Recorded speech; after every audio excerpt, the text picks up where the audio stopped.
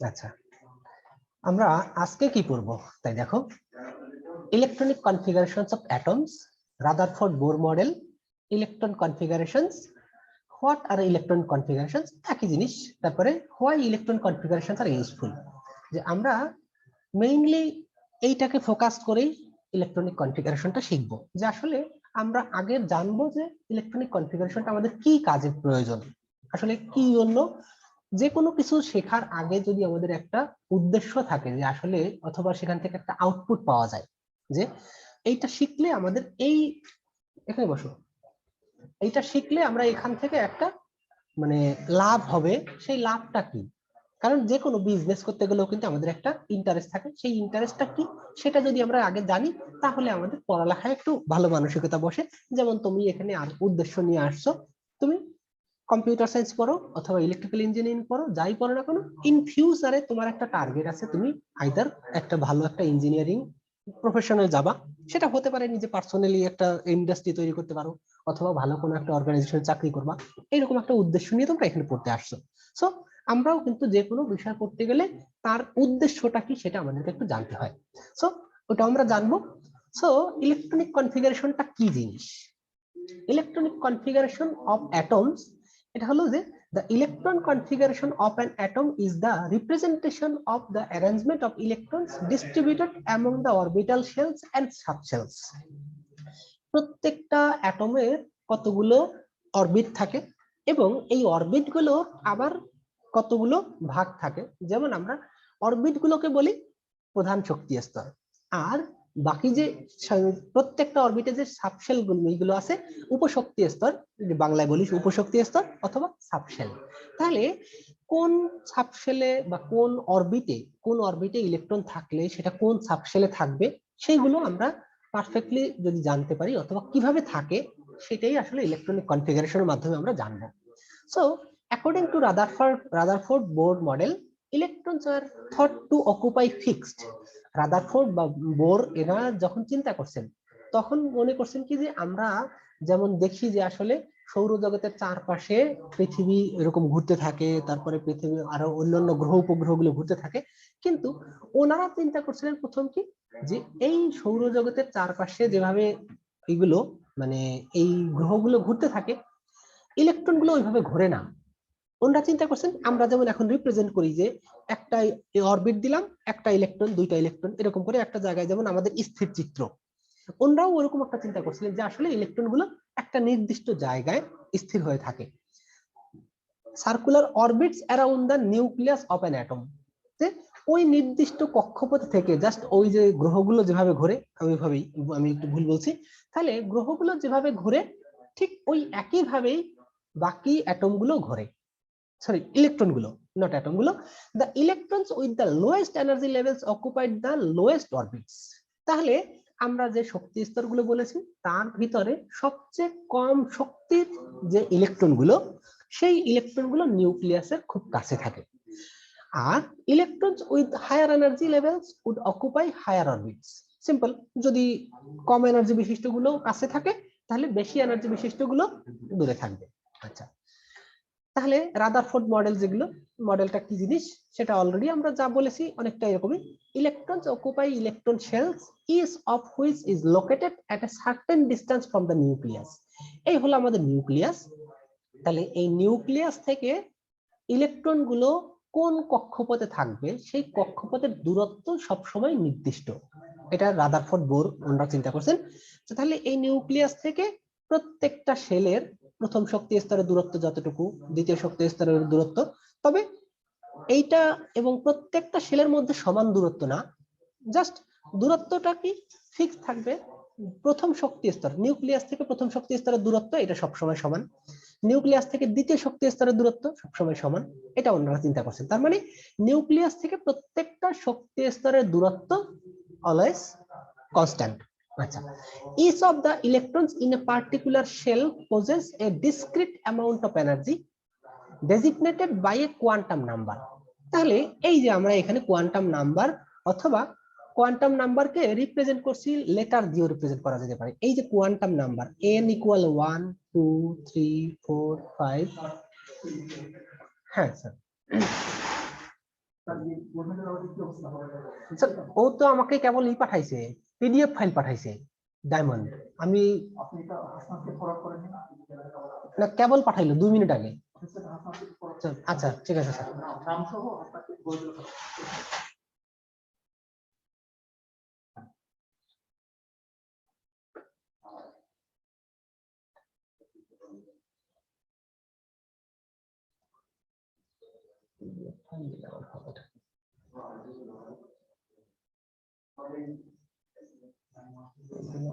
Forward দিছি।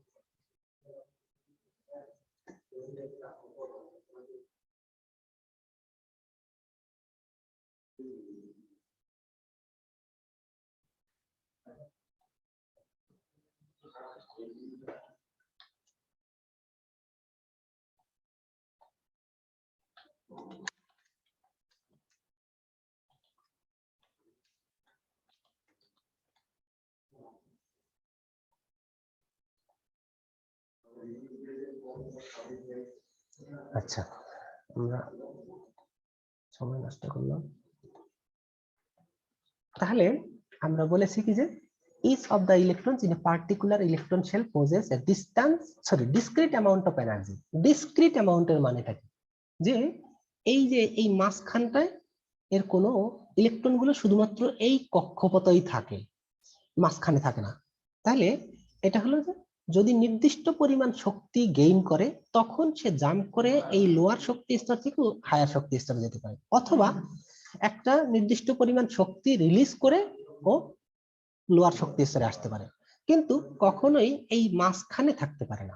এটা হলো ওনাদের যে কথা, যে ডিসক্রিট অ্যামাউন্ট অফ এনার্জি, শুধুমাত্র একটা নির্দিষ্ট পরিমাণ এনার্জি থাকবে যেটা শুধুমাত্র এই লেভেলেই ইলেকট্রন গুলো থাকতে পারবে, অথবা এই লেভেলে অথবা যে কোনো একটা নির্দিষ্ট লেভেলে, এবং মাঝখানে থাকার কোনো সুযোগ নেই। Those with the least energy are in the electron shell closest to the nucleus. একই কথা ওখানে যে একটু আগে বলেছিলাম যে এই যে শক্তি স্তর, এটা প্রথম শক্তি স্তর, দ্বিতীয় শক্তি স্তর, তৃতীয় শক্তি স্তর। তাহলে এই প্রথম শক্তি স্তরে এনার্জি সবচেয়ে কম, তারপরে দ্বিতীয়, তৃতীয়, চতুর্থ এভাবে আস্তে আস্তে শক্তি বৃদ্ধি হতে থাকে। আচ্ছা, atoms tend to assume the most stable configuration and the lowest energy level possible. আচ্ছা, এই যে আমাদের ইলেকট্রনিক কনফিগারেশন যাই দেখাইছি না কেন, অ্যাটম গুলো সর্বপ্রথম কি করবে, মিনিমাম এনার্জি যে শেলটা, তাহলে প্রথম শক্তি স্তরটা আগে ফিল আপ করবে, দ্বিতীয় শক্তি স্তরটা তারপরে, এরপরে আস্তে আস্তে যদি বেশি ইলেকট্রন থাকে তাহলে আরো বেশি বা অনেক বাইরের শক্তি স্তরগুলো ফিল আপ করবে। তাহলে for that reason the electron shells in an atom are usually filled in strict order. মানে আমি যেটা বললাম, প্রথম শক্তি স্তর প্রথমে, দ্বিতীয় শক্তি স্তর পরে, তাহলে starting with the lowest energy level, each of the electron shells n equal 1 to 7। মানে আমাদের টোটাল আমরা যখন পিরিয়ডিক টেবিলের কথা বলবো সেখানে দেখবো যে আমাদের 7টা পিরিয়ড আছে। তাহলে 7টা পিরিয়ডে আমরা সেখানে দেখবো যে টোটাল 7টা শক্তি স্তর। তাহলে এখানে আমি যতগুলো দেখাইছি না কেন, এখানে কি 7টাই দেখানো হয়েছে। তাহলে সর্বমোট আজ পর্যন্ত আবিষ্কৃত যতগুলো আছে তার মধ্যে 7টা।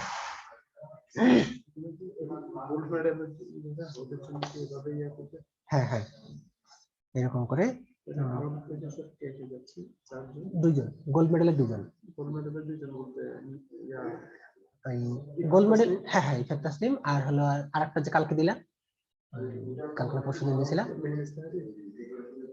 মেহনেজ সানি, তো আজকে দিলা ইফাত তাসনিম আর একটা, হ্যাঁ হ্যাঁ ওইটা। তাহলে এইটা হলো 30, একটা হলো 30 ব্যাচের আর একটা হলো 29 ব্যাচের, এরা যাবে গোল্ড মেডেলের জন্য।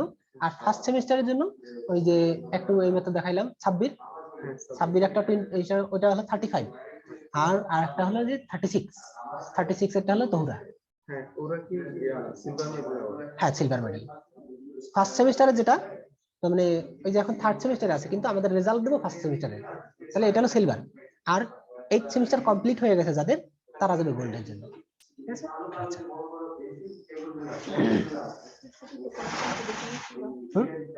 এটা কম্পিটিশন না, এটা হলো তোমাদের রেজাল্টের উপরে বেস করে ফার্স্ট সেমিস্টারে সিলভার দেওয়া হয়, অ্যাওয়ার্ড দেওয়া হয়। আর লাস্ট মানে সব সেমিস্টার কমপ্লিট হলে তখন দেওয়া হয় গোল্ড মেডেল আর কি। তাহলে সবাইকে গোল্ড মেডেল না, গোল্ড মেডেল দেওয়া হবে ইউনিভার্সিটিতে একটা। তা আমাদের ডিপার্টমেন্ট থেকে আমরা প্রপোজ করছি যে একে দেওয়া হোক। এখন ইউনিভার্সিটি অথরিটি তারা দেখবে যে আসলে মানে ওভারঅল, কারণ গোল্ড মেডেল একটাই মাত্র, তাহলে সেক্ষেত্রে সেটা ইউনিভার্সিটি সবগুলো ডিপার্টমেন্টের রেজাল্টের সাথে কম্পেয়ার করে তখন যদি দেখে যে হ্যাঁ একে দেওয়া যায় তাহলে এটাকে দেবে। আমাদের সিলভারটা প্রতি ডিপার্টমেন্টের একটা সেমিস্টার, মানে ফার্স্ট সেমিস্টারে যাদের টপ রেজাল্ট হবে তাকে সিলেক্ট করা হয়। হ্যাঁ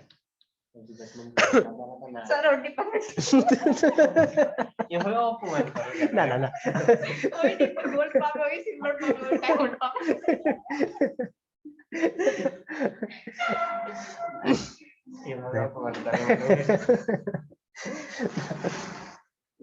যাই হোক, তাহলে এখন আমরা যেটা বলছি, for that reason the electron shells in an atom are usually filled in the strict order starting with the lowest energy level। তাহলে আমরা বললাম প্রথম শক্তি স্তর প্রথমে ফিল আপ হবে, কারণ এনার্জি সবচেয়ে আমাদের ইলেকট্রনিক কনফিগারেশন বা অ্যাটমের স্টেবিলিটিটা তখনই সবচেয়ে ভালো হবে যখন মিনিমাম এনার্জি অবস্থায় থাকবে। তাহলে ইলেকট্রন গুলো কোন শেলে থাকবে that will determine by the amount of energy of that electron. যেই ইলেকট্রনের এনার্জি যত বেশি হবে তাহলে প্রথম শক্তি স্তরের আগেরটা আগে ফিল আপ হবে, তারপরে দ্বিতীয় শক্তি স্তর, তারপরে তৃতীয় শক্তি স্তর, এভাবে। আচ্ছা, এবং কোন শেলে কয়টা করে ইলেকট্রন থাকতে পারবে? each of the electron shells n equal 1 to 7 or k to q, আমরা যেটাকে লেটার দিয়ে রিপ্রেজেন্ট করি, k shell, l shell, m, n, o, p, q এরকম করে, can hold a maximum number of electrons determined by the formula electron capacity 2n square।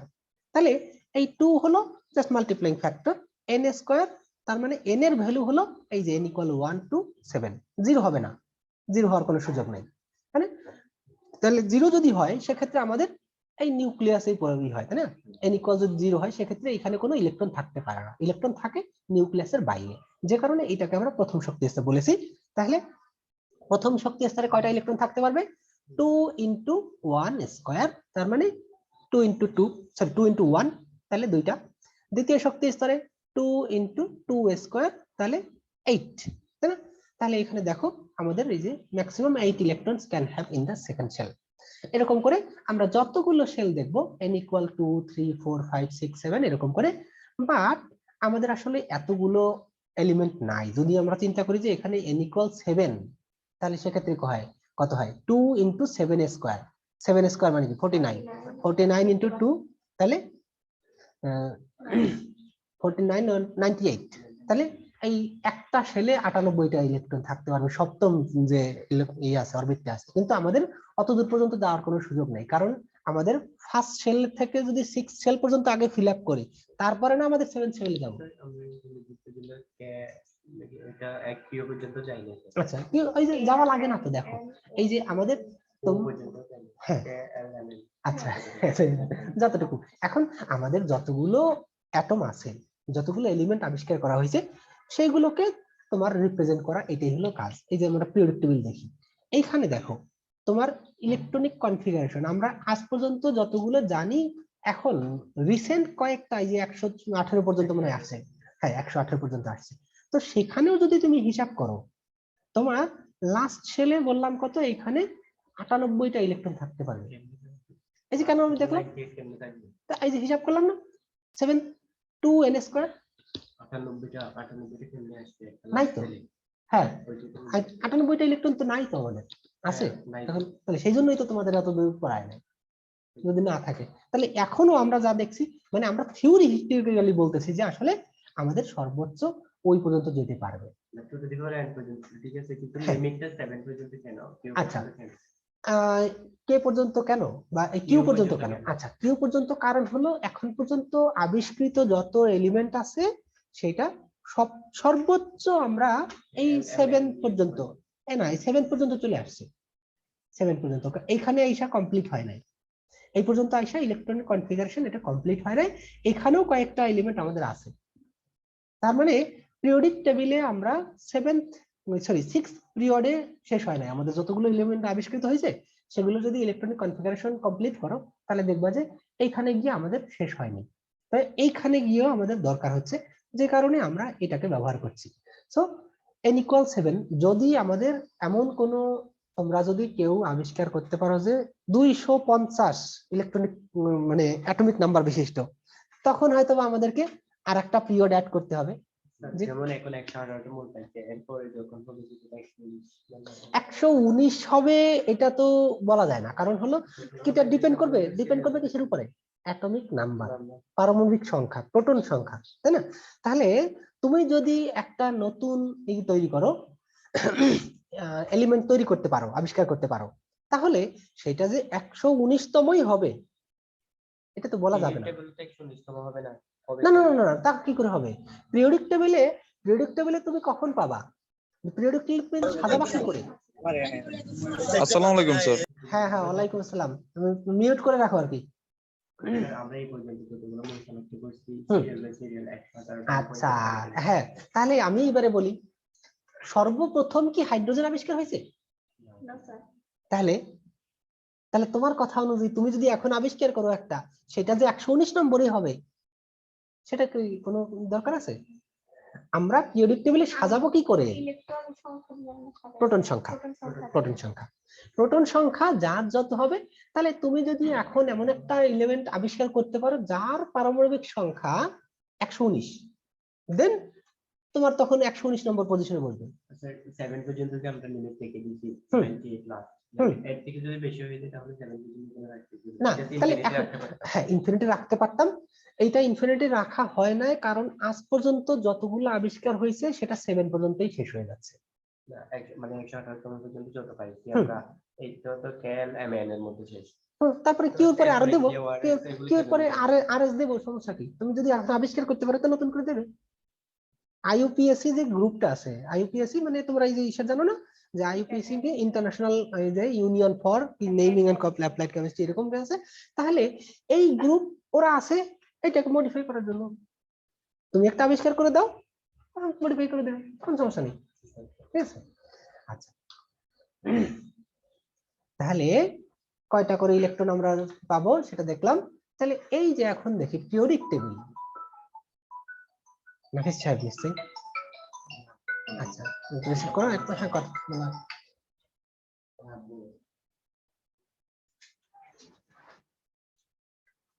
Sure,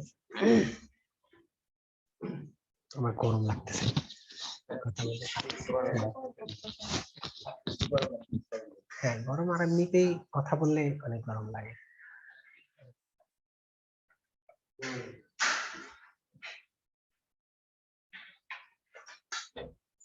আচ্ছা এখানে পার্থক্য দেখাচ্ছে কেন? আমাকে দেখায় না কেন?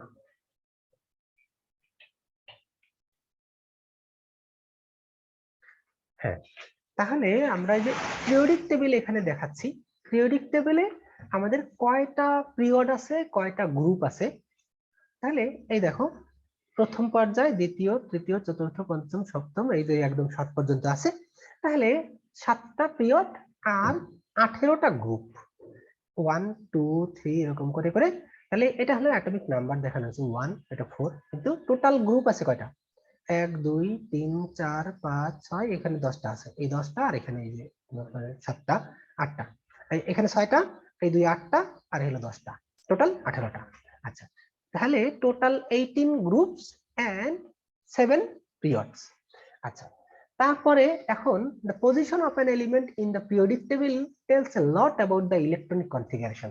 এই যে পিরিয়ডিক টেবিলে কোনো একটা এলিমেন্টের কোন পজিশনে অবস্থান, তুমি যদি এখান থেকে যে কোনো একটা স্পেসিফিক এলিমেন্ট চিন্তা করো, এই কোবাল্ট, অথবা আমরা যদি মনে করি এই অ্যালুমিনিয়াম, তাহলে অ্যালুমিনিয়াম এলিমেন্টটা পিরিয়ডিক টেবিলের কোন পিরিয়ডে আছে এবং কোন গ্রুপে আছে সেটা যদি আমরা দেখি, তাহলে ওই এলিমেন্টের কেমিক্যাল প্রপার্টিজ বা ফিজিক্যাল প্রপার্টিজ সম্পর্কে আমরা ভালো একটা আইডিয়া করতে পারবো। যেমন অ্যালুমিনিয়ামের কথা বললে দেখো প্রথম দ্বিতীয় তাহলে থার্ড 3 নাম্বার পিরিয়ডে আছে, আর গ্রুপ নাম্বার এটা হলো 1 2 3 4, তাহলে 3 নাম্বার গ্রুপে আছে, তাই না? তাহলে এই যে থার্ড, তাহলে এই যে গ্রুপটা আছে এই গ্রুপে আমরা তৃতীয় গ্রুপ এবং তৃতীয় পর্যায়। তাহলে এর এই গ্রুপের একটা ক্যারেক্টারিস্টিক্স আছে, ফিজিক্যাল ক্যারেক্টারিস্টিক্স, যে এইগুলো অনেকটা মানে অধাতু, কখনো অধাতু কখনো ধাতু, মানে এটাকে তাহলে আমরা কি বলতে পারি, উপধাতু এরকম করে বলে, বা সেমি মেটাল, তাই না? কখনো মেটাল কখনো নন মেটাল হিসেবে কাজ করে। তাহলে এই যে ক্যারেক্টারিস্টিক্স, ইভেন তোমরা যদি এখান থেকে দেখো যে আসলে এর আউটার মোস্ট শেলে ইলেকট্রন আছে 3টা, তাই না? 3টা ইলেকট্রন থাকার কারণে কি করতে পারে, এরা সহজে 3টা ইলেকট্রন কাউকে ডোনেট করতে পারে, কিন্তু ইলেকট্রন অ্যাকসেপ্ট করার ক্যাপাসিটি খুব কম। সো যে কারণে আমরা এটাকে মেটাল হিসেবেই কনসিডার করি মেইনলি। বাট যদি আমরা হাইলি ইলেকট্রোনেগেটিভ কোনো কম্পোনেন্ট, যেমন এই যে ফ্লোরিন বা ক্লোরিন, এই যে এগুলো হাইলি ইলেকট্রোনেগেটিভ, এরকম কোনো কম্পোনেন্টের সাথে যদি আমরা করি, তাহলে সেই ক্ষেত্রে কখনো কখনো এটা একটা নন মেটালের মতো বিহেভ করতে পারে, বাট সেটা আসলে খুব রেয়ার কেস। এনিওয়ে, বাট আমরা সিম্পলি ধরে নিলাম যে গ্রুপ 3 যে এলিমেন্ট গুলো আছে এগুলো অধিকাংশই মেটাল।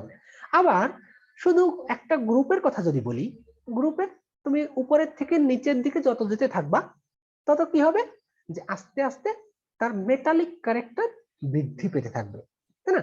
তাহলে মেটালিক ক্যারেক্টার বৃদ্ধি পেতে থাকবে, তাহলে আমরা এখান থেকে খুব সহজেই বলতে পারি, দেখো the position of an element in the periodic table, কোনো একটা এলিমেন্টের পিরিয়ডিক টেবিলে তার পজিশনটা কোন জায়গায়, that will tell us a lot about the electron configuration। তাহলে ইলেকট্রন কনফিগারেশন সম্পর্কে বলবে কি, তাহলে এখানে আমরা দেখি যে এই অ্যালুমিনিয়ামের কথা বলেছি, তাহলে এর 3 নাম্বার শেলে আউটার মোস্ট ইলেকট্রন থাকবে থার্ড শেলে, তাই না? এই যে তৃতীয় পর্যায় আমরা এখানে দেখাইছি, এর মানে হলো এর ইলেকট্রনিক কনফিগারেশন যদি আমরা চিন্তা করি, তাহলে first shell fill up, second shell fill up, third শেলে গিয়ে এর আউটার মোস্ট শেলে কয়টা ইলেকট্রন আছে, that will determine by how many electrons, আর এটা কোন গ্রুপে আছে।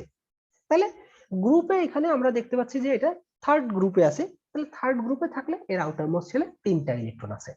তাহলে এই অ্যালুমিনিয়ামটা হলো তৃতীয় পিরিয়ড এবং তৃতীয় গ্রুপের element, so that the it has electronic configuration. প্রথমে ফার্স্ট শেলে থাকে 2টা ইলেকট্রন, তাহলে 1s2 এরকম করে বলতে পারি আমরা, সেটা আমরা একটু ডিটেইলস দেখাবো। তো আমি এখন বলি যে প্রথম শেলে 2টা ইলেকট্রন, তাহলে 2, দ্বিতীয় শেলে 8টা ইলেকট্রন, তাহলে 2 8, তাহলে তৃতীয় শেলে আমাদের আছে কত, এখানে সর্বোচ্চ এখন আমি অ্যালুমিনিয়ামের জন্য 3টা ইলেকট্রন আছে। So we can consider that the electronic configuration of aluminium as 283 এরকম করে। তাহলে আমরা যে কোনো একটা এলিমেন্টের পিরিয়ডিক টেবিলে তার পজিশনটা কোথায় সেটা যদি জানি, তাহলে ইলেকট্রনিক কনফিগারেশন সম্পর্কে খুব ভালো একটা আইডিয়া পেতে পারি। The table itself is divided into rows and columns, যেটা আমরা বলেছি periods and groups. There are 7 periods in the table, মানে এই মুহূর্তে 7টা আছে, কিন্তু আজীবনেই যে 7টা থাকবে এটা কিন্তু না। আচ্ছা, তারপরে সেগুলোকে আমরা নাম্বার করেছি, নাম্বার ফ্রম 1 to 7, যে 7টা পিরিয়ড বলেছি দেখাইছি, 1 2 3 4 5 6 7। তাহলে এই 7টাই যে থাকবে এমন না, আরো বেশি হলে আরো মানে বেশি মানে এলিমেন্ট যদি পাওয়া যায়। তবে এ যাবৎকালে সায়েন্টিস্টরা নেচারে যেভাবে পেয়েছেন, যতগুলো পেয়েছেন সেগুলো আসলে ওই 109 পর্যন্তই শেষ। এই যে এগুলো কিন্তু অনেকগুলো রেডিও অ্যাক্টিভ, বা তাহলে এগুলো কিন্তু নেচারে খুব সহসা পাওয়া যায় না, এগুলো কোনো একটা নিউক্লিয়ার বিক্রিয়ার মাধ্যমে তৈরি করা হয়, আর একটা আরো 2টা 3টা অ্যাটম একসাথে রিঅ্যাকশন করে নিউক্লিয়ার বিক্রিয়ার মাধ্যমে এই অ্যাটমগুলো তৈরি হয়। তাহলে সেই ক্ষেত্রে এগুলো খুবই কম সময়ের জন্য পাওয়া যায়। এরপরে যেগুলো আবিষ্কার করা হয়েছে সেগুলো কিন্তু একই অবস্থা, যে এগুলো খুব কম সময়ের জন্য, আর নেচারে যেগুলো পাওয়া যায় সেগুলো অলরেডি আবিষ্কার করা হয়ে গেছে। তো মোটামুটি আমরা যদি বলি, এখন আরো যদি কোনো এলিমেন্ট থাকে সেটা আসলে নেচারে পাওয়া খুব মুশকিল, কারণ নেচারে সায়েন্টিস্টরা এতদিন রিসার্চ করে দেখছেন যে আসলে নেচারে এর থেকে আর বেশি এলিমেন্ট পাওয়া যায় না। বাট ইন ফিউচার আমরা যদি বলি যে আসলে হয়তোবা পাওয়া যেতে পারে অথবা রেডিও অ্যাক্টিভ কোনো এলিমেন্ট আমরা তৈরি করতে পারি, তখন সেটা আমাদের হয়তো আরো অনেক লার্জার পিরিয়ডে যেতে হতে পারে। আচ্ছা, ওটা হলো elements in each period have the same number of electron shells. প্রত্যেকটা পিরিয়ডে, এই পিরিয়ডের প্রত্যেকটা এলিমেন্টের জন্য আমরা বলবো কি same number of electron shell আছে। তাহলে এটা হলো কি 4 নম্বর শেল।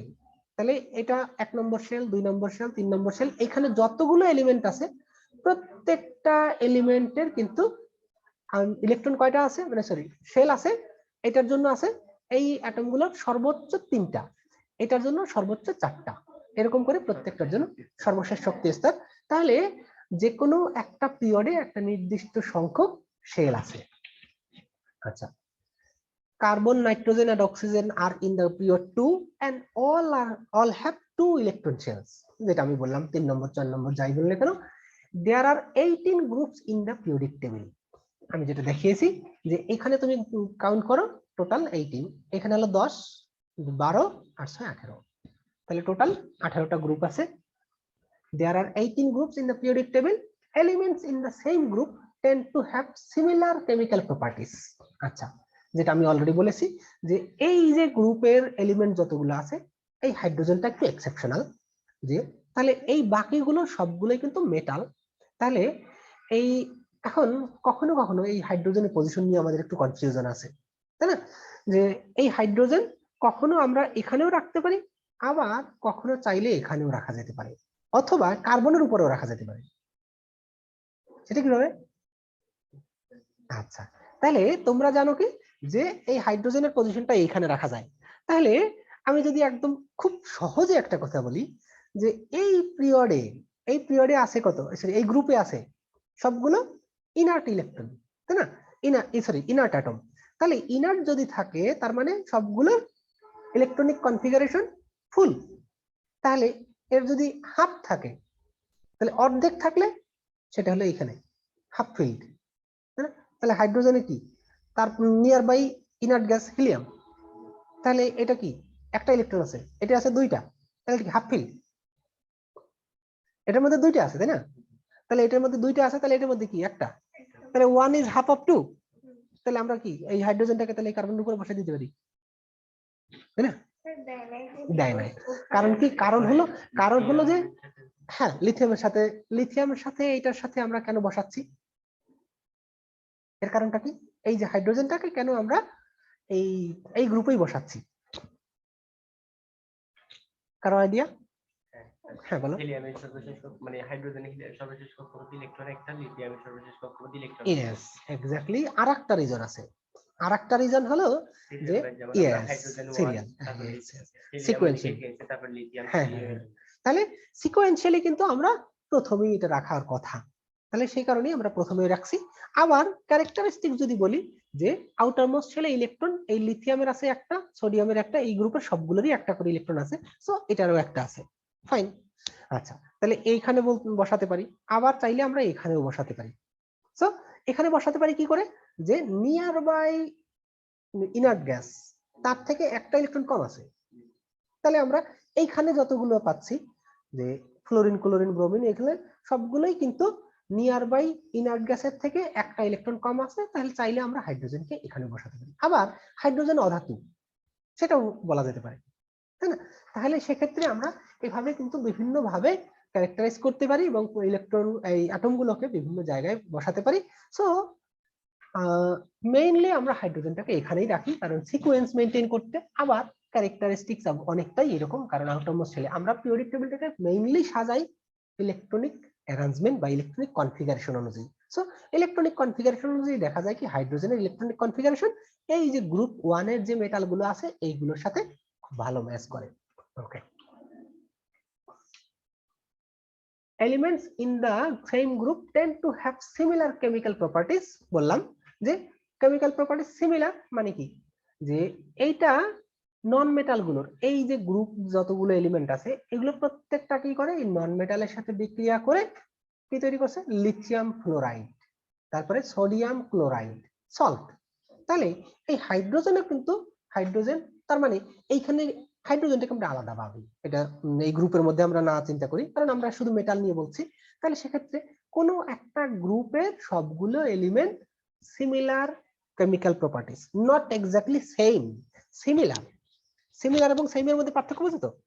আচ্ছা, তাহলে সেম এবং সিমিলার দুইটা আলাদা জিনিস এটা। তাহলে সেক্ষেত্রে আমরা এখানে দেখতে পাচ্ছি কি এই যে পিরিয়ডের সবগুলোর একই ধরনের কেমিক্যাল প্রপার্টিজ শো করে। তাহলে আমরা যে কোনো গ্রুপে যাব, এই গ্রুপ এই গ্রুপ এই গ্রুপে প্রত্যেকটা আলাদা আলাদা গ্রুপ এবং প্রত্যেকটার কেমিক্যাল প্রপার্টিজ গুলো সিমিলার। হয়তোবা কারো কেমিক্যাল প্রপার্টিজ বৃদ্ধি পাচ্ছে অথবা কেমিক্যাল প্রপার্টিজ ডিক্রিজ করতেছে with increasing or decreasing the number of the atomic number. আচ্ছা, elements in group 1, 2, 13, 14, 15, 16, 17 and 18 have 1, 2, 3, 4, 5, 6, 7 and 8 electron. আচ্ছা, না এই 1 না, এটা হলো কয়টা ইলেকট্রন আছে, এটা হলো গ্রুপ 1। তাহলে elements in group 1, তাহলে গ্রুপ 1, 2, 13, 14, 15, 16, 17 and 18 এই গ্রুপগুলোতে কয়টা করে ইলেকট্রন আছে? একটা, দুইটা, তিনটা, চারটা, পাঁচটা, ছয়টা, সাতটা, আটটা। এইগুলো এই 1 পরে আসে না, এটা আসছে 1, 2 তারপরে 13। সেটা কোথায় দেখো, এখানে বলা হয়েছে this is 1, this is 2, this is 13। আমি এখানে 3 বলেছি। 3 মানে যদি আমরা এটাকে শুধু 8টা পিরিয়ড গ্রুপ হিসেবে চিন্তা করি তাহলে এটাকে 3 বলা উচিত, কিন্তু যদি আমরা 18টা বলি তাহলে এটাকে 13 বলা উচিত। তাহলে 1, 2, 13, 14, 15, 16, 17, 18। ঠিক আছে, আমরা এইটাকে সবসময় জানি কি যে এটা গ্রুপ 8 হিসেবে আমরা জানতাম, তাই না? কিন্তু যদি আমরা টোটাল 18টা গ্রুপ হিসেবে চিন্তা করি তাহলে সেক্ষেত্রে এই গ্রুপটাকে বলবো আমরা 18। তাহলে এই শক্তি মানে এই গ্রুপে গ্রুপ 1, 2, 3, 13, 14, 15, 16, 17, 18। তাহলে এটা হলো গ্রুপ 3, তারপরে 4, 5, 6, 7, 8, 9, 10, 11, 12। তাহলে এই হলো 13। তাহলে এই রকম করে আমরা দেখলাম এলিমেন্টস ইন গ্রুপ, এটা হলো গ্রুপ নাম্বার 3 to 12, 3 থেকে 12 পর্যন্ত contain 3 special groups of metals called transition metals, যেগুলোকে আমরা এই যে এগুলো ইয়েস অবস্থান্তর মৌল যেগুলোকে বলি। তাহলে অবস্থান্তর মৌলগুলো সেগুলোকে কখনো কখনো ল্যান্থেনাইট, কখনো অ্যাক্টিনাইট। তাহলে এইগুলো হলো ল্যান্থেনাইট, এই হলো অ্যাক্টিনাইট, আর এই দুইটা হলো ট্রানজিশন, এটা হলো ডি ব্লক আর এই হলো এফ ব্লক, তাই না? আচ্ছা, তাহলে এরকম করে করে আমরা বলি। আচ্ছা, এই যে ইলেকট্রনিক কনফিগারেশন প্রত্যেকটা এলিমেন্টের আমরা ওখানে শেল যেমন দেখাইছি, যেমন আমরা যদি অক্সিজেনের কথা চিন্তা করি, অক্সিজেনের অ্যাটমিক নাম্বার হলো 8। তাহলে প্রথম শক্তি স্তরে 2টা ইলেকট্রন থাকতে পারবে, কারণ 2 × n স্কয়ার, তাহলে 2 × 1 স্কয়ার, তাহলে 2টা ইলেকট্রন প্রথম শক্তি স্তরে, 2টা ইলেকট্রন। তারপরে বাকি আছে 6টা ইলেকট্রন, তাহলে 6টা ইলেকট্রন আমরা কি দেব, এই যে দ্বিতীয় শক্তি স্তরে 8টা ইলেকট্রন থাকতে পারবে, কিন্তু আমাদের 8টা ইলেকট্রন নেই। So we will have only 6 electrons in the outermost shell or second shell of the oxygen. Similarly, যদি নিয়নের কথা বলি, নিয়নের ফার্স্ট শেলে 2টা ইলেকট্রন হয়ে গেল, তারপরে বাকি থাকে আর 8টা ইলেকট্রন। সেই 8টা ইলেকট্রন আমরা বাইরের শক্তি স্তরে দিয়ে দিলাম, তাহলে এটা কমপ্লিট। যে নরমালি আমরা জানি কোনো একটা এলিমেন্টের আউটারমোস্ট শেলে যদি 8টা ইলেকট্রন থাকে তাহলে সেটা খুব স্টেবল কনফিগারেশন। এই যে আর শুধুমাত্র হিলিয়ামটা বাদে, কারণ হিলিয়ামের আমাদের 8টা ইলেকট্রন নেই, হিলিয়ামের আছেই মাত্র 2টা ইলেকট্রন। তাহলে সেই ক্ষেত্রে 2টা অথবা 8টা যদি কোনো কনফিগারেশন থাকে কোনো একটা এলিমেন্টের, then we will have that is very stable. And এই কনফিগারেশনটা এতটাই স্টেবল যে এরা নিজেরা পর্যন্ত কারোর সাথে বিক্রিয়া করে না। তাহলে সেক্ষেত্রে এরা অ্যাটমিক লেভেলেই সবসময় থাকে। আচ্ছা, এখানে অনেকগুলো কথা বলা আছে, আমি এত কিছু না বলি। আচ্ছা, হ্যাঁ এই যে এখনই দেখাবো। এখানে আমরা নিয়নের পরবর্তী যেমন নিয়নের পরে যদি সোডিয়াম, এরপরে কোন একটা যদি তৈরি যেমন সর্বোচ্চ শক্তি স্তরে 8টা, কিন্তু আমরা তৃতীয় কক্ষপথে যদি হিসাব করি তৃতীয় কক্ষপথে 18টা ইলেকট্রন থাকতে পারে। ইয়েস, থাকতে পারে, কিন্তু আমরা 28 হিসেবে আবার 18টাকে। আচ্ছা হ্যাঁ, সেই কথাটা হলো এখন এটা হলো একটা জেনারেল রুল, যে যদি বহিস্থ শক্তি স্তরে 8টা ইলেকট্রন থাকে তাহলে সেটা স্থায়িত্ব অর্জন করে। এখন এরপরে আবার দেখা গেছে কি যে সাবশেল, সাবশেল গুলো যখন আমরা কোয়ান্টাম নাম্বার হিসেবে চিন্তা করব, যে প্রত্যেকটা মানে আসলে ওই যে বিভিন্ন সায়েন্টিস্ট বিভিন্ন আইডিয়া দিয়েছেন যে আসলে কোন আইডিয়াটা মোর মানে একুরেট, সেটা চিন্তা করতে গিয়ে এই যে আমরা এখন যে আইডিয়াটা চিন্তা করলাম যে 8টা ইলেকট্রন থাকলে সেটা স্টেবল হয়, তাহলে আমরা যখন পরবর্তী একটা এলিমেন্টের কথা চিন্তা করব, যখন পিরিয়ডিক টেবিলে আমরা যদি বলি যে আসলে এখানে 8টাই রাখছি, তাহলে এখানেও 8টা আছে, তাহলে এখানে 8টা আছে, তাহলে এখন এখানে 8টা আছে, এই ইলেকট্রন গুলো আমরা এখানে 8টা না রেখে আমাদের তো এই শক্তি স্তরে 18টা থাকতে পারতো একটা শক্তি স্তরে, তাই না? তাহলে থার্ড ছেলে, হ্যাঁ হ্যাঁ ফার্স্ট ছেলে 2টা, সেকেন্ড ছেলে 8টা থাকতে পারবে না, হ্যাঁ থার্ড ছেলে তো 18টা থাকতে পারে, কিন্তু আমরা 18টা দিচ্ছি না। এক্স্যাক্টলি, হ্যাঁ এক্স্যাক্টলি সেই কথাটাই আমি এখন বলছি, যে কারণ হলো যে ওই 8টা ইলেকট্রন যদি ওখানে থাকে থার্ড ছেলে, তাহলে তার স্টেবিলিটি যতটা বেশি হয়, মানে এনার্জেটিক্যালি যতটা স্থায়ী হয়, তার তুলনায় যদি আমরা 18টা ইলেকট্রন পর্যন্ত দেই, তাহলে 18টা ইলেকট্রন ওখানে না দিয়ে যদি আমরা ওই ইলেকট্রন গুলো পরবর্তী শেলে দেই, মানে তখন এই থার্ড শেলে আমাদের 18টা পর্যন্ত ইলেকট্রন দেওয়া যায় সম্ভব, কিন্তু সেটা না রেখে আমরা করছি কি যে ইয়েস ফোর্থ ফিফথে চলে যায়। এখন আমাদের মেইন টার্গেট হলো ওই অ্যাটমটা কতটা স্টেবল করা যায়, মানে অ্যাটমগুলো নিজেরাই কিন্তু স্টেবল, যে স্টেবল, তাহলে সেক্ষেত্রে আমরা শুধু ওইটাকে এক্সপ্লেইন করি, আমরা নিজেরা কিন্তু ইলেকট্রন ওখানে দেই না। আচ্ছা, তাহলে সেক্ষেত্রে সায়েন্টিস্টরা দেখছেন যে ওই ইলেকট্রন গুলো যদি আমরা থার্ড শেলের পরিবর্তে ফোর্থ শেলে রাখি, তাহলে ওই অ্যাটমটার ইলেকট্রনিক কনফিগারেশন যতটা স্থায়ী হয়, তার থেকে যদি থার্ড শেলে সবগুলো ইলেকট্রন 18টা ইলেকট্রন দিয়ে দেই, তাহলে তার ইলেকট্রনিক মানে স্টেবিলিটি অনেক কমে যায়। সো এখন আমরা এর পরবর্তীতে আরো যে হুন্ডস রুল পড়বো, তারপরে যে আবার কি আছে জানি পাউলিস এক্সক্লুশন প্রিন্সিপাল, তো সেগুলো নতুন নতুন প্রিন্সিপাল আসছে, যেটা হলো যে আসলে এই যে ইলেকট্রনিক কনফিগারেশনটা আরো মোর একুরেট করার জন্য, যে এখানে আমরা বলে দিলাম কি, তাহলে আমাদের তো আসলে এই শেলে 3টা এলিমেন্ট, সরি 8টা ইলেকট্রন আছে, অ্যাটম আছে বা ইলেকট্রন আছে, এর পরবর্তীতে 18টা না দিয়ে আমাদের এখানে যাওয়ার কথা না, তাই না? তুমি যেটা বলছো আসলে, যেটা থিওরিটিক্যালি আমাদের যে ফর্মুলা যা আসছে 2n² ফর্মুলা, তাহলে সেক্ষেত্রে আমাদের এইখানে 18টা এলিমেন্ট থাকা উচিত ছিল, কিন্তু এখানে 18টা না রেখে আমরা এখানে 8টা দিয়ে তারপরে ফোর্থ ছেলে চলে গেছি। তার কারণটা হলো যে যদি আমরা এখানে 18টা এলিমেন্ট রাখতে চাই, তাহলে এই 8টা ইলেকট্রনের পরে নবম যে ইলেকট্রনটা আসবে, সেই ইলেকট্রনটা আমাদের হওয়া উচিত ছিল এইখানেই, মানে এই পিরিয়ডের মধ্যেই। তাহলে সেই পিরিয়ডে না থেকে, তাহলে এই নবম ইলেকট্রনটা এখানে থাকলে তার যে স্টেবিলিটি, তার তুলনায় যদি 9th ইলেকট্রনটা, 8টা ইলেকট্রন আমরা এখানে দিলাম, 9th ইলেকট্রনটা যদি আমরা এই ফোর্থ ছেলে দিই, তাহলে তার স্টেবিলিটিটা আর একটু বেশি হয়, মানে এনার্জেটিক্যালি মোর স্টেবল হয়। এই কারণে কিন্তু আমরা এই 9th ছেলে ইলেকট্রনটা দিচ্ছি, ওই সব যে ফর্মুলা 2n² ফর্মুলা, ওই ফর্মুলাটাকে আমরা অ্যাভয়েড করছি। হ্যাঁ হ্যাঁ হ্যাঁ হ্যাঁ বলো। যেমন স্যার আমরা আর বলে দিই এই তো এখান থেকে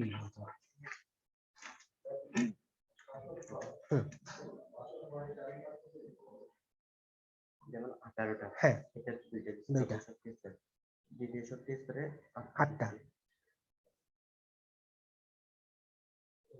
আবার তৃতীয় শক্তি স্তরে আমরা আবার 8টা, হ্যাঁ 8টা দিলাম, ওই 8 লিখে দাও, বুঝলাম। তারপরে এখন এটা ছিল 18টা, হ্যাঁ আর কোনো পরবর্তী যদি আমরা কোনো ক্যালসিয়াম নাও, ক্যালসিয়াম হলো 20, এটা নাও, আর দুইটা আসবে, আরেকটা সেল দাও। এখন আরেকটা সেল আসবে। হ্যাঁ। এটা মানে 4 নাম্বার শক্তি স্তর চলে আসবে না স্যার? Yes. এখানে দুইটা দিচ্ছি। এই এখানে তো দুইটা 18টা থাকার ইয়েস, কথা। আমি সেই কথাটাই তো বলছি যে এখন আমরা এইখানে যদি প্রথম আমাদের যে ফর্মুলা 2n² সেই ফর্মুলা অনুযায়ী তোমার কিন্তু এই দুইটা ইলেকট্রনও কিন্তু এখানেই আসার কথা, কিন্তু এই দুইটা ইলেকট্রন তুমি এই শেলে দিলে তার যে ক্যারেক্টারিস্টিক্স বা স্টেবিলিটি যতটা হবে তার থেকে যদি তুমি বাইরের শক্তি স্তরে দাও তাহলে তার স্টেবিলিটি আরো বেশি হবে। বেশি। মানে এই- এটা তো স্থায়ী, একদম স্থায়ী, এটা হ্যাঁ। ভাঙা যাচ্ছে না সহজে। হুম। এটা তো ভাঙা যাচ্ছে, এটা তো মানে ডিলিট করে দিতে হ্যাঁ, এই কারণেই যে এই আবার এই সেলগুলোর প্রত্যেকটা উপশক্তি স্তর আমরা এনার্জি গুলো S প্লাস P এইগুলোর ই করে যে প্রিন্সিপাল কোয়ান্টাম নাম্বার, যে কোয়ান্টাম নাম্বার সাম গুলো, তাই না, যে আমাদের আরো পরবর্তীতে যখন আমরা দেখবো যে হুলস রুল, যে সেখানে দেখবা 1s2, তারপরে 2s2, তারপরে 2p6, তারপরে 3s2, 3p6, তারপরে আসবে 4s2। তাহলে এই যে 4s2 টা আগে চলে আসতেছে, তাহলে এই 4s2 টা আগে চলে আসতেছে কেন? আমরা এরপরে আসার কথা হচ্ছে কি, এটার পরে 4s2 পরে আসবে মনে হয় 3d10। আচ্ছা, তাহলে এখন এই যে প্রত্যেকটা শক্তি স্তর বা উপশক্তি স্তরের এনার্জি, এই যে এনার্জি আমাদের মেইন ক্রাইটেরিয়া কিন্তু এনার্জি মিনিমাম স্ট্রেস, তাই না? আমরা যখন ইলেকট্রনিক অ্যারেঞ্জমেন্টটা করব তখন মিনিমাম এনার্জির অরবিটাল বা শেলটা ফার্স্ট ফিল করব। সো সেখানে দেখো এই যে 4s2, এই দুইটা শেলের কথা বলি, ওই তিনটা শেল, এই তিনটা শেলের যদি আমরা এনার্জি ক্যালকুলেট করি 3p6 আর 4s2 3d10, এই তিনটার মধ্যে এনার্জি কার কম? আমরা যদি হিসাব করি n এর ভ্যালু হলো 3, তারপরে p এর ভ্যালু কত? sp1, তাই না? s এর ভ্যালু s = 0, p এর ভ্যালু 1, আর d এর ভ্যালু 2, আর তারপরে f এর ভ্যালু 3, তাই না? এরকম করে তো আমরা জানি যে ওই, তাহলে এখন 3p এর এনার্জির ভ্যালু কত হলো? 3 + 1 হলো 4, 4s এর ভ্যালু কত হলো? 4, n এর ভ্যালু 4 প্লাস s এর ভ্যালু 0, তাহলে এটা 4। হিসাব করতে পারি আগে 4s এর ইলেকট্রনটা ঢুকবে নাকি 3d তে ঢুকবে ওইটার জন্য। হুম, তাহলে সেইটাই এখন দেখো তোমার 3 এখন দেখাচ্ছি এই যে 3d তে, তাহলে আমাদের 3d কখন হবে? এই 3p এর পরে তো 3d হওয়া উচিত। তাহলে এখন দেখো আমরা এই দুইটা যখন হিসাব করছি, দেখো 3d এর কত? 3 প্লাস d এর হলো 1, সরি d এর হলো 2, spd, তাহলে এটা হলো 5। তাহলে দেখো আমরা কোনো একটা উপশক্তি স্তরের শক্তি নির্ণয় করি এই যে ফর্মুলাটা দিয়ে, তাহলে n প্লাস l এর ভ্যালু, তাই না? n প্লাস l এর ভ্যালু যদি আমরা দেখতে পাচ্ছি কি, দেখো এখন তোমার কথা অনুযায়ী আমরা এই যে শক্তি স্তরে ইলেকট্রনটা এইখানে যদি দিই, তার মানে 3p এর পরে হওয়া উচিত ছিল 3d1, কিন্তু 3d1 এ যেতে গেলে 3d ক্যালসিয়াম যদি বলি 3d2 হলো, তাহলে সেক্ষেত্রে 3d2 এটা হলো। এখন ডি শক্তি উপশক্তি স্তরে ইলেকট্রনটা যেতে গেলে তার যতটা এনার্জি হওয়া দরকার তার থেকে 4s এ এনার্জি অনেক কম, যে কারণে এখন 3d2 যখন হবে ক্যালসিয়ামের ক্ষেত্রে তখন তো 4s 0 হয়ে যাবে। কেন না কেন? ক্যালসিয়ামের ক্ষেত্রে 3d2 পর্যন্ত যদি আসে তাহলে আমাদের তো ইলেকট্রন ফিল আপ হয়ে গেছে। হ্যাঁ, 3d তে তো যাইতেই পারবে না, কারণ এই যে দেখো এখন যাইতে পারবে না। এখন এই যে দেখো এনার্জেটিক্যালি আমরা দেখলাম না যে আমাদের মেইন উদ্দেশ্য কি, ইলেকট্রনিক কনফিগারেশনের মূল প্রিন্সিপালটা হলো মিনিমাম এনার্জি কনফিগারেশন। তুমি যে শক্তি স্তরে দাও না কেন, সেই শক্তি স্তরের মেইন প্রিন্সিপালটাই হবে যে মিনিমাম এনার্জি। তাহলে আমরা এখান থেকে দেখতে পাচ্ছি কি, যদি আমরা 4s এর কথা বলি, 4s এর এনার্জির তুলনায় 3d এর এনার্জি অনেক বেশি, যে কারণে আমরা 4s ফিল আপ করবো আগে, তারপরে 3d তে যাব। ঠিক আছে? আচ্ছা, তাহলে তোমার কথা যেটা আসলে আমরা এখানে আমারও কনফিউশন আছে, যে কনফিউশন বলতে কি আমি সেটা আমি বুঝি যে আসলে এই যে আমাদের যে ফর্মুলা 2n², এটা আসলে নট অলওয়েজ গ্রান্টেড। এক্স্যাক্টলি কথাটা, হ্যাঁ সেটাই। এটা তো স্যার অনেক ইয়ার করা ছাড়াই হ্যাঁ হ্যাঁ হ্যাঁ, ম্যাক্সিমাম এটা থাকতে পারবে ম্যাক্সিমাম, কিন্তু এটা যে সবসময় থাকবে দ্যাট ইজ নট। কারণ আমার পকেটে কয় টাকা আছে সেটা মানে তার উপরে ভিত্তি করে আমি কি এটাতে ডিভাইড পড়েছে, করব। যেমন আমরা এটা লিখছি এটাতে পড়েছে ঢুকে আর কি আগে, হুম, হুম, কিন্তু ইলেকট্রন প্রবেশের ক্ষেত্রে পড়েছে আগে আসে, কিন্তু এটাতে আমরা 3D পর্যন্ত 10 পর্যন্ত নিয়েছি, মানে আমরা এটাতে 18টাই মূল হিসাব করছি হ্যাঁ হ্যাঁ, 3 নাম্বার ইয়েস শক্তি ইয়েস স্তরে। Yes yes. কিন্তু যে ইলেকট্রনটা আমাদের যে কোনো একটা শক্তি স্তরে সর্বোচ্চ এত সংখ্যক ইলেকট্রন থাকতে পারবে, কিন্তু সব সময় যে ইলেকট্রনিক কনফিগারেশনের জন্য আমাকে ওই শক্তি স্তরটাকে ফিল আপ করতে হবে, দ্যাট নট নেসেসারি। ঠিক আছে।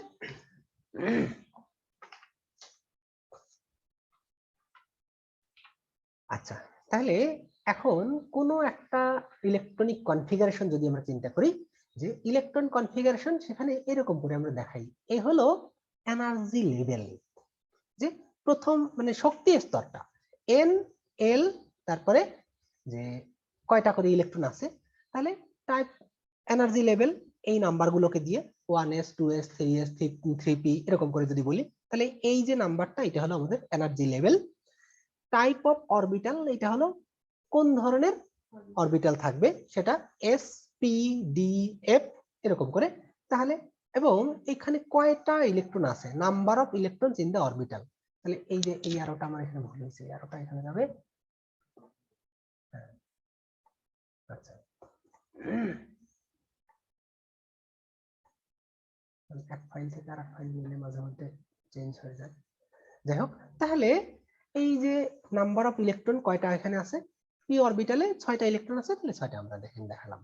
আচ্ছা, এরপরে ইলেকট্রনিক কনফিগারেশনটা কি সেটা আমরা জানি, যে কোনো একটা অ্যাটমের কতগুলো ইলেকট্রন আছে এবং সেই ইলেকট্রন গুলো কিভাবে বিন্যস্ত আছে, সেটা কোন শক্তি স্তরে কতগুলো ইলেকট্রন আছে, অ্যারেঞ্জমেন্টটা কেমন, সেটা যদি আমরা জানি বা সেটাকে যদি রিপ্রেজেন্ট করতে চাই, that is electron configuration. So the electron configuration of an element describes how electrons are distributed in its atomic orbitals. তাহলে এর অ্যাটমিক অরবিটালে ইলেকট্রন গুলো কিভাবে ডিস্ট্রিবিউট করে। Electron configurations of atoms follow a standard notation in which all electron containing atomic subshells with the number of electrons they hold written in superscript, কয়টা electron with the number of electrons they hold written in the superscript, মানে এই যে this is superscript, হ্যাঁ আমরা যে বলি, তাহলে এটা হলো বেজ, তাই না, বেজ হিসেবে এটা থাকবে। তার মানে কোন শক্তি স্তরে সেটা এনার্জি লেভেল কত, তারপরে this is the symbol of the orbital, কোন অরবিটাল, অরবিটাল গুলোকে আমরা মোটামুটি 4 ধরনের অরবিটালের কথা জানি। তাহলে এস পি ডি এফ, তাহলে যে অরবিটালটা সেটা তাহলে প্রথমে বেস বা এনার্জি লেভেল কত, তারপরে কোন অরবিটাল সেই অরবিটালের রিপ্রেজেন্টেটিভ সিম্বল, তারপরে সুপারস্ক্রিপ্ট দিয়ে কয়টা ইলেকট্রন ওই অরবিটালে আছে সেটা রিপ্রেজেন্ট করব। আচ্ছা, for example the electron configuration of sodium is 1s2 2s2 2p6 3s1।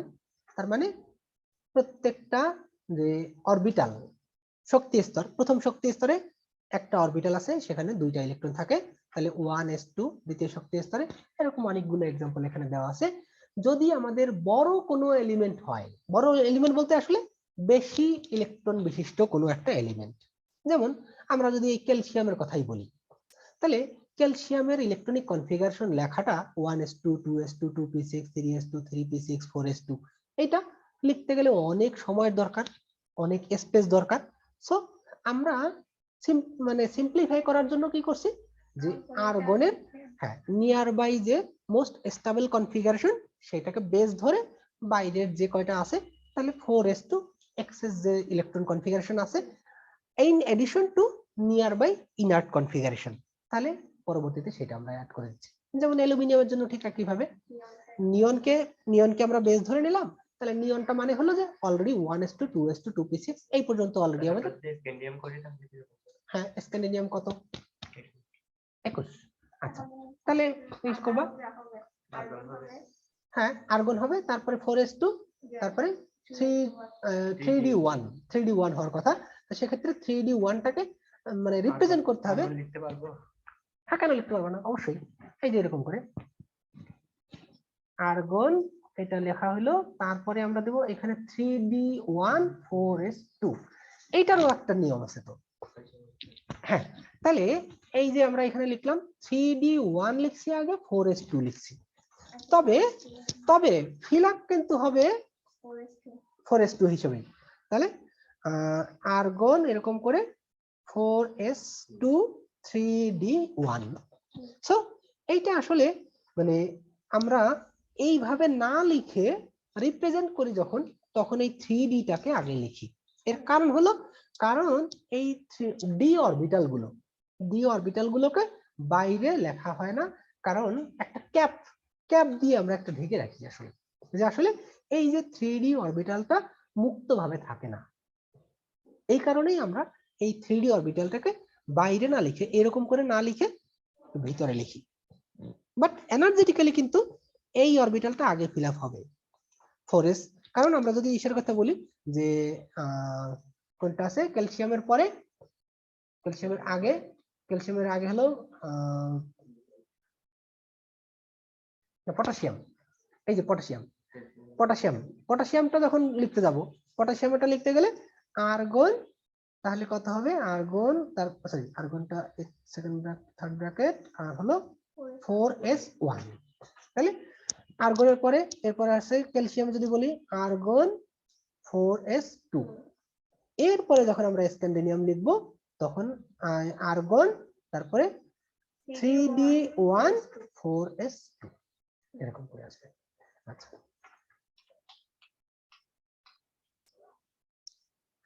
আচ্ছা এখন আমাদের এই ইলেকট্রনিক কনফিগারেশনটা কেন দরকার?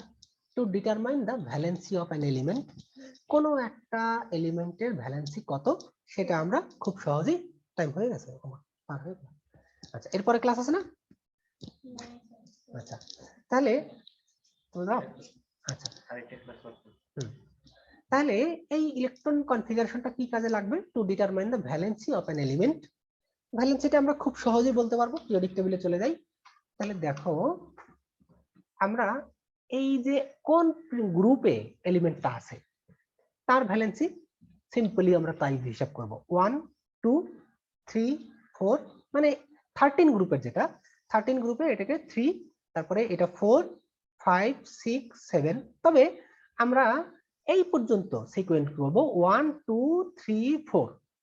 এরপরে আবার উল্টা দিকে যাব, তার নরমাল ভ্যালেন্সি। বাট এই নাইট্রোজেনের ভ্যালেন্সি কখনো 5ও হতে পারে, 5 হতে পারে, এটা 6ও হতে পারে, এটা 7ও হতে পারে।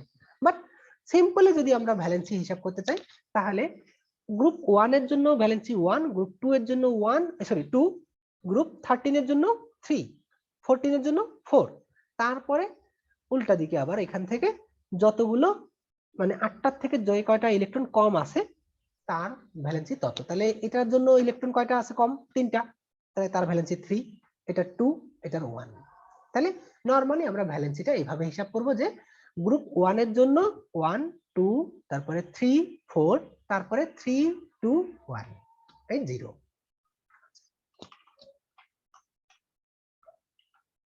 Predicting the properties of A group of elements, মানে কোন একটা গ্রুপের যে এলিমেন্ট গুলোর মানে ক্যারেক্টারিস্টিক্স, সেটা ফিজিক্যাল প্রপার্টিও হতে পারে অথবা কেমিক্যাল প্রপার্টিও হতে পারে। Predicting the properties of A group of elements with similar electron configuration and tend to exhibit similar properties। তাহলে আমরা যেমন বলেছি গ্রুপ 1 এর ক্ষেত্রে সবগুলো মেটাল, তাহলে শুধু মেটাল না, তাহলে সিমিলার ট্রেন্ড, এইটার রিঅ্যাক্টিভিটি, লিথিয়ামের রিঅ্যাক্টিভিটি, সোডিয়ামের রিঅ্যাক্টিভিটি যতই নিচের দিকে যেতে থাকো আস্তে আস্তে কি হচ্ছে যে এর মেটালিক ক্যারেক্টারিস্টিক ততই বৃদ্ধি পাচ্ছে। তাহলে সেক্ষেত্রে এটা একটা সিমিলার ট্রেন্ড, এটা আস্তে আস্তে আস্তে আস্তে নিচের দিকে বৃদ্ধি পাচ্ছে অথবা একই গ্রুপে এটা পরিবর্তিত হচ্ছে। আচ্ছা, তাহলে প্রেডিক্ট তুমি করতে পারবা। তাহলে তুমি যদি মনে করো এইটার ক্যারেক্টারিস্টিক জানো, এই গ্রুপের ক্যারেক্টারিস্টিক তুমি জানো, তাহলে তোমার ধারণা আছে লিথিয়াম সম্পর্কে, তখন তুমি গেস করতে পারবা যে লিথিয়াম যে ধরনের বিক্রিয়া দেয় এই সিজিয়াম একই ধরনের বিক্রিয়া দেবে এবং একটু মানে ভিগোরাসলি, এইটা যত দ্রুত বিক্রিয়া করবে এটা তার থেকে আরেকটু বেশি দ্রুত বিক্রিয়া করবে, কিন্তু বিক্রিয়া একই ধরনের। তাহলে এটা প্রেডিক্ট করতে পারলাম। আর কি আছে? Interpreting atomic Spectra. আচ্ছা, অ্যাটমিক স্পেকট্রা তোমাদেরকে আমি এখনো দেখাইনি বা এখন দেখানোর কোনো সুযোগ নাই। সো তোমাদেরকে যদি কোনো একটা অ্যাটম থেকে, যে আসলে অ্যাটমিক স্ট্রাকচার বলে ফেলি, একটু সময় আছে যেহেতু। আচ্ছা ছাড় গেছে তাই না ক্লাসে, ওনাকে একটু ইন্ট্রোডিউস করে দেওয়ার কথা ছিল আমার। এখন এখান থেকে বলি অ্যাটমিক স্পেকট্রাম কি জিনিস। হ্যাঁ, এই যে শাওন স্যারের ক্লাস হয়েছে তোমাদের কোনো? মনে হয় না, নেই মনে হয়। আচ্ছা তাহলে এখন দেখো অ্যাটমিক স্পেকট্রাম কি জিনিস।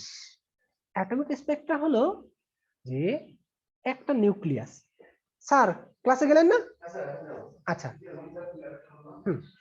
আচ্ছা, তাহলে এই যে একটা নিউক্লিয়াস আছে, এখন ইলেকট্রন তো কখনোই নিউক্লিয়াসে যাবে না, তাই না? এখন আমরা জানি কি প্রত্যেকটা এলিমেন্টের ইলেকট্রনিক কনফিগারেশনটা কি, যে ওর নির্দিষ্ট শক্তি স্তরে ইলেকট্রনগুলো থাকতে পারবে। এবং তখন যদি একটা certain amount of energy gain করে, তাহলে ইলেকট্রন কি করবে, এই শক্তি স্তর থেকে জাম্প করে তার উপরের শক্তি স্তরে যাবে, তাই না? আচ্ছা তাহলে এই শক্তি স্তর থেকে যদি কিছু তবে সেটা কিন্তু ক্ষণস্থায়ী। তুমি মনে করো এই যে আমাদের লেজার পয়েন্টার আছে না, বা আমরা যে রিসার্চ ল্যাবে কাজ করছি সারাক্ষণ আমাদের লেজার দিয়ে কাজ। আসলে লেজার কি জিনিস, লেজার জিনিস সম্পর্কে তোমাদের আইডিয়া আছে কোনো? এই যে আমরা সূর্যের আলো বলি, সূর্যের আলো, তারপরে আবার ইউভি লাইট। ইউভি লাইট, আসলে এই লাইটটা কি জিনিস, যে কাইন্ড অফ এনার্জি। আমরা যে লাইটটা যাই বললে কোনো সূর্যের আলো এই তরঙ্গ আকারে আসে, তাই না? এই তরঙ্গের দৈর্ঘ্য কত, এই তরঙ্গ দৈর্ঘ্য দিয়ে আমরা প্রত্যেকটা লাইটের এনার্জি এস্টিমেট করি। যেমন এই যে লাইটের যে আই আছে, এর সাদা আলো মোটামুটি এর ভিজিবল রেঞ্জে আমরা সাদা দেখতে পাচ্ছি, আসলে সাদা কিন্তু কোনো কালার না। তাহলে আমরা মোটামুটি ভিজিবল লাইট যেগুলো দেখি, এই যে একটা লাইট দেখা যাচ্ছে, আবার এই মোবাইলে একটা লাইট করে কখনো কখনো গ্রে, এই যে একটা গ্রিন, তাহলে এই লাইট গুলো আমরা দেখতে পাচ্ছি। এইগুলোর তরঙ্গ দৈর্ঘ্য তোমরা জানো মোটামুটি 400 ন্যানোমিটার থেকে 800 ন্যানোমিটার, 400 থেকে 800 ন্যানোমিটার, এইগুলো আমরা দেখতে পাই, বাকিগুলো দেখতে পাই না। তাহলে কোনো একটা আলোর তরঙ্গ দৈর্ঘ্য যত ছোট হবে তার এনার্জি তত বেশি হবে। এখন রাস্তার মধ্যে তাহলে তোমরা এই পরো কেন, সানগ্লাস কেন পরো? সূর্যের আলো মানে সূর্যের ইউভি লাইট, তাই তো? আচ্ছা ইউভি লাইট, তাহলে এখন তোমরা এখান থেকে বুঝবা যে ইউভি লাইটটা কেন আমাদের জন্য ক্ষতিকর। আমাদের গায়ে হাতে পায়ে চোখে সবকিছুতেই তো আমাদের লাইট লাগতেছে, তাই না? কোনো সমস্যা হচ্ছে না, কিন্তু যখন তোমরা বাইরে বের হও অথবা সূর্যের আলোতে বের হও, তখন তোমরা চোখে সানগ্লাস পরো। সানগ্লাস তো আমাদের বডিতে পরি না কেন? না কাপড় থাকে। আমরা কেউ কোন মানুষ খালি গায়ে হাঁটে না, তাহলে খালি গায়ে হাঁটলে সেক্ষেত্রে আসলে মেইন কারণ হলো যে আমাদের চোখ খুবই সেনসিটিভ। মানে চোখ এত সেনসিটিভ যেটা যদি উচ্চ শক্তি সম্পন্ন কোনো আলো আমাদের চোখে পড়ে, এটা কিন্তু আমরা না জেনেই সানগ্লাস পরি। দেখবা যে অনেক মানুষ আছে যারা সানগ্লাসের কিভাবে কাজ করে, কেন কি কিচ্ছু জানে না, কিন্তু সানগ্লাস ব্যবহার করে। আচ্ছা তাহলে আমরা এখন একটু জানবো যে আসলে সানগ্লাসটা কিভাবে কাজ করে এবং কেন আমরা সানগ্লাস পরি। এই যে বললাম ভিজিবল লাইটের তরঙ্গ দৈর্ঘ্য বলেছি কত, 400 থেকে 800 ন্যানোমিটার, এবং এর এনার্জি আমরা হিসাব করতে পারি যে তোমরা প্রত্যেকটা তরঙ্গ দৈর্ঘ্যের এনার্জি হিসাব করার সিস্টেম হলো একটা নাম্বার বলি 1239.85।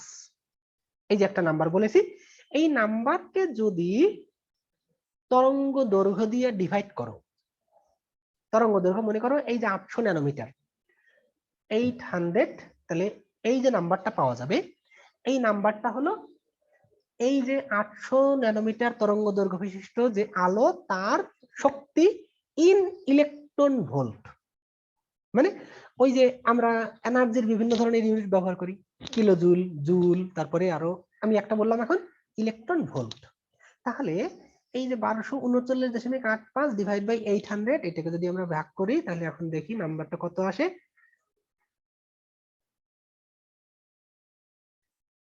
1239.85 divide by 800, 1.54 electron volt. 400 nanometer, 400 ন্যানোমিটারটা তাহলে এটা কি হবে, এটা ডাবল হয়ে যাবে তাই না? 1239 এটা বলি ডিভাইড বাই 400, 3.09, তাহলে এটা হলো কত, 400 nanometer equals to 3.09 electron volt. তার মানে কি, যে অরেঞ্জ যে লাইট তাই না, ভায়োলেট লাইট, আমাদের কোন আলোর কত মানে তরঙ্গ দৈর্ঘ্য কত জানো? সবচেয়ে বেশি তরঙ্গ দৈর্ঘ্য বিশিষ্ট এটা হলো রেড, আর সবচেয়ে ছোট হলো ভায়োলেট, ভায়োলেট যেটা বেগুনি তাই না? তাহলে এইগুলোর মধ্যে এনার্জি কার বেশি? ভায়োলেটের, কারণ 3.09 ইলেকট্রন ভোল্ট বলছি। এরপরে যদি আলট্রা ভায়োলেটে চলে যাও, আলট্রা ভায়োলেট কোন দিকে যাবে, এদিকে না এদিকে? এইদিকে, 400 থেকে নিচে। তাহলে এটা মনে করো কখনো কখনো 200 ন্যানোমিটার যদি হয়, এটা কিন্তু 200 না, আরো কমে হতে পারবে, 100 ন্যানোমিটারও হয়। তাহলে এবং আগে একটু বলে নেই যে এই যে এতটুকু এনার্জি 3.09 ইলেকট্রন ভোল্ট, এই এনার্জি কিন্তু কোনো একটা মলিকুল থেকে একটা প্রোটনকে সরিয়ে দেওয়ার জন্য এনাফ। মানে তুমি যদি একটা এই যে ওয়াটার মলিকুল নিলা, এখান থেকে একটা প্রোটন রিমুভ করার জন্য this energy is quite good enough. তাহলে সেখান থেকে কি হবে, এটা তৈরি হবে, এখান থেকে প্রোটনটা সরিয়ে দেবে -H+, তখন কি হবে OH- এরকম করে। তাহলে এই 3.09 ইলেকট্রন ভোল্ট এটা কিন্তু অনেক বেশি এনার্জি। তার মানে এই যে রেড লাইট এটা আমাদের জন্য এতটা ক্ষতিকর না, ভায়োলেটটা যতটা ক্ষতিকর। এরপরে যদি আমরা আলট্রা ভায়োলেটের কথা চিন্তা করি, ধরে নিলাম এটা 200 ন্যানোমিটার, 200 ন্যানোমিটার, তাহলে কি হবে, এটার শক্তি কত হবে দেখো, divided by 200, 6.2, 200 nanometer equivalence to 6.2 electron volt. বুঝতে পারছো, এটা ডাবল হয়ে গেছে এনার্জি। তার মানে সূর্যের আলোতে যদি ইউভি লাইট থাকে, তাহলে ওই লাইটটা যদি আমাদের চোখে পড়ে, চোখের যে এই যে এইগুলো মানে বাইরের যে শেলটা আছে, এই বা এই যে ব্ল্যাক যে এইগুলো আছে, এগুলোকে নষ্ট করার জন্য this is quite good enough. যে কারণে সূর্যের ওই ক্ষতিকর ইউভি লাইট, মানে ক্ষতিকর বলতে কি, যে লাইট গুলোর তরঙ্গ দৈর্ঘ্য 400 ন্যানোমিটারের নিচে, সেই লাইট গুলোকে প্রোটেক্ট করার জন্যই সানগ্লাস। এই 400 থেকে 800 এটাকে ই করবে না, 800 বেশি হয়ে গেলে এগুলো ক্ষতিকর না, আমাদের শরীরের জন্য এতটা ক্ষতিকর না, বা চোখের জন্য না। হ্যাঁ, এগুলোর এনার্জি অনেক কম না। দেখো একটা আমি এই করে দেখি, 1000 ন্যানোমিটার বলি, 1000 ন্যানোমিটার কত হবে, 1.2 ইলেকট্রন ভোল্ট হবে তাই না? আমি রেড এর কথা বলেছি 1.54, তার থেকে কম। তাহলে তোমার যে কোনো এলিমেন্টের যদি তরঙ্গ দৈর্ঘ্য চিন্তা করা হয়, এখন এমন এমন যে মানুষের চোখের ই করে, অপারেশন করে, ছানি অপারেশন করে এখন লেজার দিয়ে। তাহলে হ্যাঁ, চোখের ছানি অপারেশন করতেছে লেজার দিয়ে। তার মানে কি, লেজার গুলোর এতটা এনার্জি হয়। এই যে আমরা তো ইলেকট্রন ভোল্ট বললাম, ইলেকট্রন ভোল্ট আজকাল কিছুই না, টেট্রাহার্জ, টেট্রাহার্জ বা mega electron volt, mega electron volt, electron volt এরকম, অথবা kilo electron volt, mega electron volt বা আরো বেশি, এত পাওয়ারফুল এনার্জি বিশিষ্ট লেজার তৈরি করা গেছে। এবং সেই এনার্জিটা ডিপেন্ড করে যে আমরা যে লেজার গুলো, পয়েন্টার গুলো ব্যবহার করতেছি না, ওই লেজারের পয়েন্টারের সাইজটা কতটুকু। যত ছোট সাইজ হবে, সেই অল্প জায়গায় যদি বেশি পরিমাণ আলো সেন্ট্রিফিউজ করা যায়, তাহলে সেক্ষেত্রে তার ইন্টেন্সিটি মানে তীব্রতা অনেক বেশি বেড়ে যাবে। তার মানে একটা লাইটকে যদি এত বড় একটা স্পট থাকে, সেই স্পটটাকে যদি তুমি লেন্স দিয়ে, লেন্স গুলো কি করে, লেন্সের ফাংশন জানো তো, সবগুলো আলোকে একটা হ্যাঁ, কোনো একটা জায়গায় কেন্দ্রীভূত করে। তাহলে এরকম মনে করো একটা লেন্স আছে, আমরা এরকম করে দিলাম, তাহলে এই পাশ থেকে আলো, বড় একটা আলো আসবে, সেই আলোটা কি করবে, কোনো একটা জায়গায় গিয়ে ফোকাস করবে, তাহলে যে জায়গায় ফোকাস করলো সেই জায়গা লাইটের স্পটটা একদম ছোট হয়ে গেল। তার মানে কি এই পুরো বড় একটা আলো স্পটের যে ইন্টেন্সিটি ছিল সেটা কিন্তু এখানে কেন্দ্রীভূত হয়ে গেল। তার মানে এর এরিয়াটা এত ছোট হয়ে গেছে, এখন তার মানে কি তার ইন্টেন্সিটি কয়েক গুণ বেড়ে গেছে। তো এইভাবে কিন্তু লাইটের ইন্টেন্সিটি বাড়ানো হয়। সো হ্যাঁ, আচ্ছা তো পড়ানো আজকে তো হয়ে গেল। আমি একটু অ্যাটমিক স্পেক্ট্রাম দেখাইতেছি। চল আসো আসো তুমি করে আসো। হ্যাঁ ঠিক আছে যাও। পার্থ আসো নাকি? জি স্যার।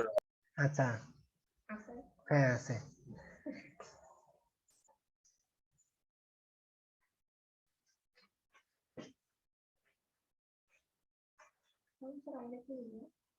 সংসার তোমাদের মনে হয় কোনো কোর্স নেই, না, এটা হলো 8th সেমিস্টারের।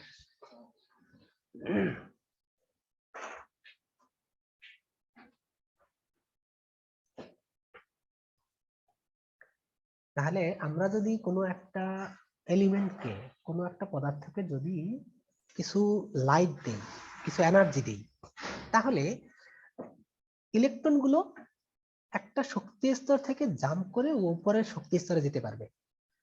আবার যখন আমরা ওই লাইটটাকে সরিয়ে নিব, তার মানে কি এই যে আমরা লেজার গুলোর কথা বলছি, এর যে কোনো একটা লাইট দিয়ে কি করলাম, এই যে ইলেকট্রন আছে এই ইলেকট্রনটাকে ভিতরের শক্তি স্তর থেকে জাম্প করে আমি বাইরের শক্তি স্তরে নিয়ে আসলাম। এখন এখন আমি যদি এই লেজারটাকে সরিয়ে ফেলি, তাহলে তখন কি হবে, ওই ইলেকট্রনটা কি আবার আগের জায়গায় ফিরে যাবে না? তাহলে সেই মুহূর্তে কিছু পরিমাণ এনার্জি রেডিয়েট করতে হবে, কারণ আমি যে এনার্জিটা দিয়েছিলাম সেই এনার্জি গেইন করেই তো উপরের শক্তি স্তরে আসছিল। তাহলে এই যে উপরের শক্তি স্তর থেকে এখন আমি যেহেতু লেজারটাকে সরিয়ে নিয়েছি বা এনার্জিটাকে সরিয়ে নিয়েছি, তখন কি হবে, ওই ইলেকট্রনটা তো ওই জায়গায় আজীবন থাকবে না। তাহলে কি করবে, ও তার স্টেবল কনফিগারেশন চলে যেতে চাইবে। তো চলে যেতে চাইলে তাকে কি করতে হবে, কিছু পরিমাণ এনার্জি রিলিজ করতে হবে। তাহলে যে পরিমাণ এনার্জি রিলিজ করে ও নিচের শক্তি স্তরে আসবে, সেই সময় আমরা একটা আবার রেডিয়েশন পাবো, দ্যাট ইজ অ্যাটমিক স্পেক্ট্রা। সেটা প্রত্যেকটা এলিমেন্টের জন্য আলাদা আলাদা হবে।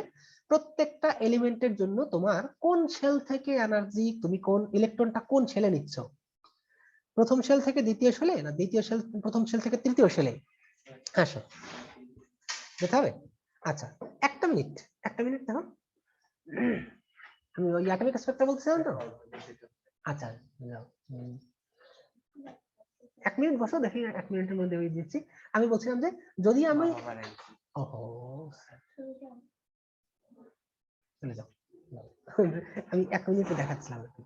দেখো এই যে অ্যাটম, আমি বলেছি যে কোনো একটা, এই যে আমরা লেজার কথা বললাম, এই লেজার দিয়ে আমরা কি করছি, এই যে ইলেকট্রন গুলোকে যদি এনার্জাইজ করি, তাহলে একটা ইলেকট্রন কি করতে পারবে, এই ভিতরের শক্তি স্তর থেকে জাম্প করে বাইরের শক্তি স্তর চলে আসবে।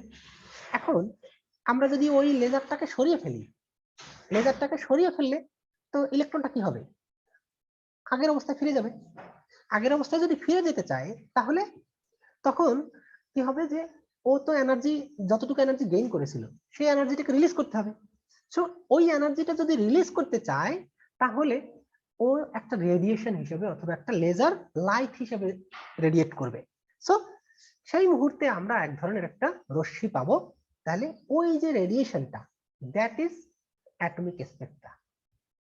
ঠিক আছে, তাহলে আমরা যে কিছু এনার্জি গেইন করে ও উপরের নিচের শক্তি স্তর থেকে উপরের শক্তি স্তরে আসলো, এবং আমরা যখন এনার্জিটাকে সরিয়ে ফেললাম, তখন কি করবে, আগের কনফিগারেশন ফিরে যেতে চাইবে, এবং ফিরে যেতে চাইলে তখন কি করতে হবে, ওর কিছু পরিমাণ এনার্জি রিলিজ করতে হবে, এবং then it will radiate some energy to get into the previous step, and that will be represented by as atomic spectrum. That is the end. ঠিক আছে, তাহলে তুমি এখন চলে যাও, আর সাবধানে যাও, এত টেনশন করো না, যে তাড়াহুড়া করো না, মানুষ চিরজীবন বেঁচে থাকবে না, আমরাও চিরজীবন